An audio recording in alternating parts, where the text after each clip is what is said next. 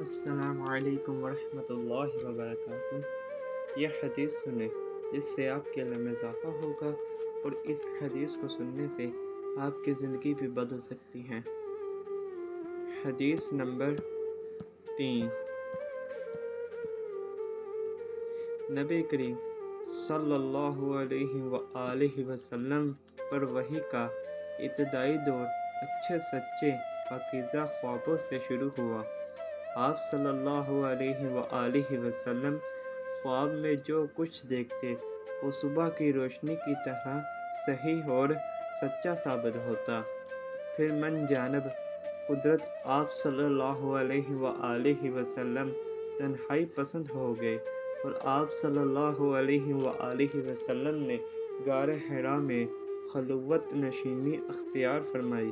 وہ کئی دن اور رات وہاں مسلسل عبادت اور یاد الہی اور ذکر و فکر میں مشغول رہے۔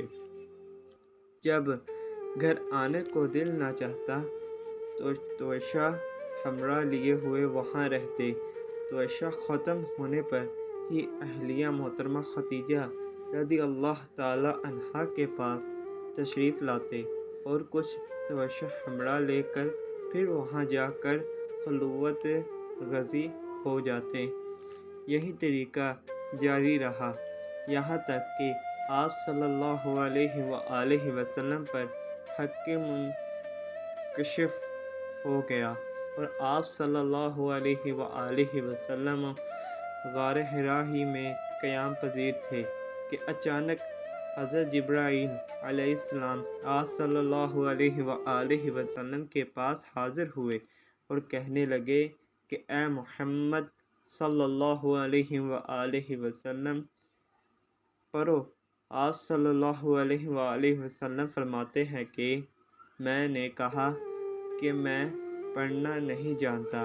آپ صلی اللہ علیہ وآلہ وسلم فرماتے ہیں کہ فرشتے نے مجھے پکڑ کر اتنے زور سے کھینچا کہ میری طاقت جواب دے گئی۔ پھر مجھے چھوڑ کر کہا کہ پڑھو۔ میں نے پھر وہی جواب دیا کہ میں پڑھا ہوا نہیں ہوں۔ اس فرشتے نے مجھ کو نہایت ہی زور سے بھینجا کہ مجھ کو سخت تکلیف محسوس ہوئی۔ پھر اس نے کہا کہ پڑھ۔ میں نے کہا ہے کہ میں پڑھا ہوا نہیں ہوں۔ فرشتے نے تیسری بار مجھ کو پکڑا اور تیسری مرتبہ پھر مجھ کو بھینچا، پھر مجھے چھوڑ دیا اور کہنے لگا